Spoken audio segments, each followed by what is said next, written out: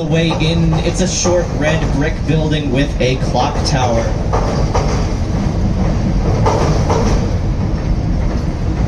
But it is a short red brick building with a spooky history. Since you're my last tour of the day and it is Halloween, instead of telling you about the architecture of this building, I'm going to tell you about why it's haunted. Keep in mind, this boat has never sank, and it will never sink. But back in the day, there was a boat called the Eastland. This was right around the time of the Titanic. Because most of the trains in Chicago are above ground, they are elevated. That train is headed into the Loop right now. It's called the Loop because the train goes in a loop. Everything in Chicago got its name because it does exactly what you think it will. We're heading down the North Branch a little bit here. You can see that peach-colored building right there. That's actually where I fell asleep on the tour all those years ago. So parents, wake up those kids or they'll be right here doing what I do in 20 years. It could be worse. I like this job. But to be on the safe side, no statistics. Those are numbing. That's why they're called numbers. You guys got to stay awake. So that is Fulton House, a former cold storage freezer and the oldest building we'll see on the tour today. It was built in 1898. And this was back when Chicago was the hog butcher of the world. So this building was packed full of meat until the 1970s. When that business was dying out, this building was renovated and turned into a residential building. Seen today. Why do I care about this one? Well, this bridge is only 9 years old. It is a perfect replica of the original, which was here for 91 years. And this one plans to be here for 91 more. And I sure hope it is, because we have to go under it. It's awkward when no one laughs at that bit. Gets a little dark. I promise this bridge is not going to fall on us.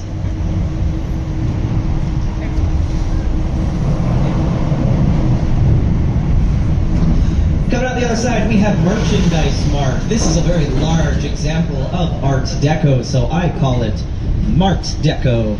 It's got those inset windows, the pinstripe suit, the machine-made precision, and even metallic features around the top. Truly built for the age of optimism, America had money to spend, and so we were building bigger and better, reaching up towards the stars. Like glass and granite, with classical styles like Greek and Roman, because if you look all the way up there, it looks like the Parthenon is sitting on top of the building. This is one of my favorite buildings on the river. It looks gorgeous now, but if you come back after the sun has set, they light it up and it looks even better. Just a few buildings over is that tan building that looks like 3 buildings squished together. That is the LaSalle Wacker building. It is a much more American form of architecture known as Art Deco.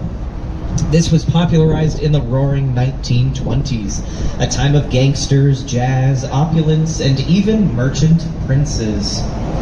You can identify Art Deco with those inset windows, those vertical lines that look like a pinstripe suit, and the machine-made precision, made for the age of optimism. Right next to it is that shorter, wider building that is the Builders Building, because architects are bad at naming things. But the interesting thing about this building is that the larger left portion was built in 1927, and the smaller right portion was built just a few years later in 1986. Almost 60 years apart, but it still looks like one cohesive building because the architects of the newer side used modern materials but referenced the original structure. Lots of architects here in Chicago in 1909. However, they did not start construction until 2003, and they did not complete it until 2016. So, better late than never.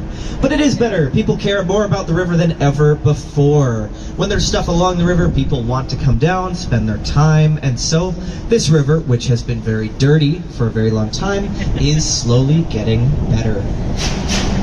Coming out the other side, we've got this tall glass and white granite building. That is 77 West Wacker. Theater turned the House of Blues, and judging by this crowd, it's got exactly what you need. That building has yacht parking. They are a city within a city because they were built in the 1960s when everything around us was a business district. Nobody was living here. So Bertrand Goldberg designed these buildings to Europeanize Chicago.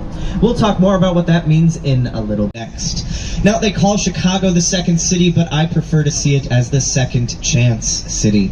I've been been given a second chance today to show you the beautiful city I missed out on all those years ago, and I'm hoping you don't make the same mistake I did, because this city is truly one of a kind. With all that in mind, the first building is right here, the Wrigley Building, with the clock tower. It looks like two buildings connected by a bridge, because that's exactly what it is.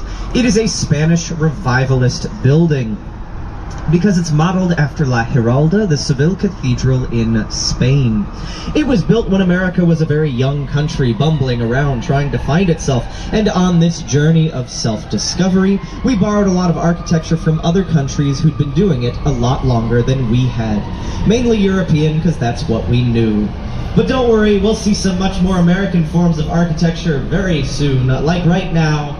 It's the spectacular Trump International Tower and Hotel, the second tallest building in all of Chicago.